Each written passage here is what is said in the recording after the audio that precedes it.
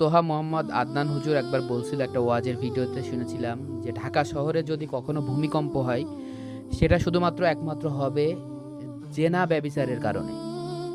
ঢাকা শহরে যে পরিমাণ জেনা ব্যভিচার আছে, বিবাহিত মানুষ, তারপরে হচ্ছে যে ইয়াং জেনারেশন আপনার হারাম রিলেশনে যুক্ত আছে, এইটার কারণে আর কি মানে ভূমিকম্প হইলেও হইতে পারে আর কি। এটা হচ্ছে হুজুর বলছিল। তো হুজুর খুব একটা খারাপ কথা বলিনি আর কি। ঢাকা শহরে আসলে তো বোঝা যায় যে মানুষ কতটা ওয়েস্টার্ন কালচার ক্যারি করে আর কি। সেটা তো আমরা বেরোলে দেখতে পারি। আসলে ঢাকা শহরে নজর সেভ করে রাখাটা খুবই টাফ। আপনারা জানেন যে রিসেন্টলি কয়েকটা জায়গাতে ভূমিকম্প হয়েছে এবং আমি যে বাসাতে থাকি ওই বাসার একটা প্লেয়ার আছে, প্লেয়ারে ভূমিকম্প হওয়ার ফলে যে ফাটলটা ছিল ওটা আরো বেড়ে গেছে।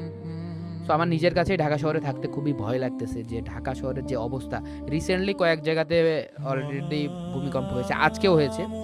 আমার নিজের কাছেও আসলে